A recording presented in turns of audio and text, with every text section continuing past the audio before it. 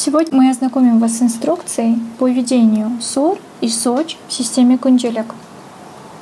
Обращаем ваше внимание на то, что учителя могут выдать СОР и СОЧ в системе Кунделек.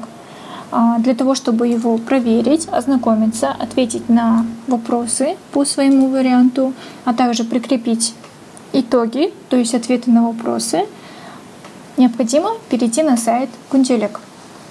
Обращаем ваше внимание на то, что в блоке образования будут отображаться все объявления, которые опубликовал сотрудник. Также количество просмотров. Здесь учитель сообщает то, что в период с 4 по 9 мая начинается период проведения СОР. После того, как вы ознакомились с данной информацией, рекомендуется написать комментарий.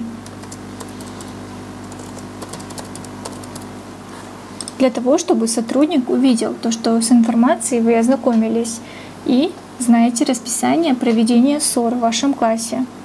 После того, как комментарий будет предоставлен, необходимо перейти во вкладку «Домашнее задание», чтобы ознакомиться.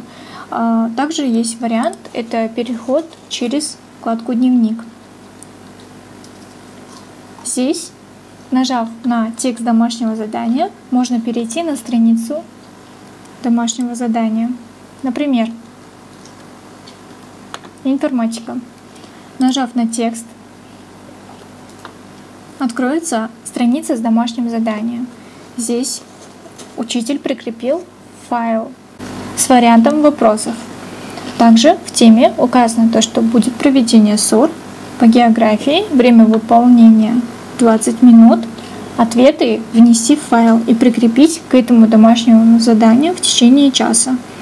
После того, как вы будете ознакомлены с вопросами и ответив на них, вам нужно прикрепить результаты работы на этой же странице. Для этого нужно нажать на кнопку «Прикрепить файл», загрузить с компьютера, выбрать файл,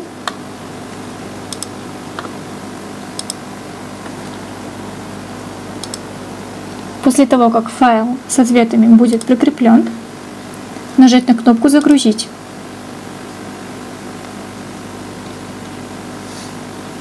Результаты работы загружены.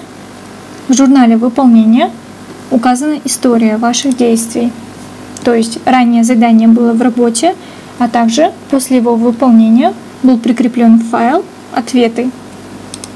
При необходимости можно также задать вопрос, либо комментарий учителю.